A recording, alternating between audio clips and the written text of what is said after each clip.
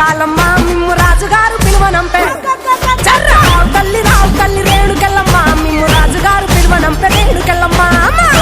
రాజులో రేణుకెళ్ళమ్మ టొంగుటియాల వంట గోలుకొండ ఎల్లమ్మ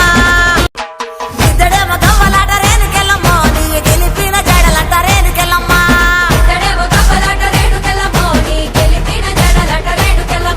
వరుసుడు గవ్వలంట సుంకాలమ్మ నీ వల్లిన గడలంట గంటి మైసమ్మ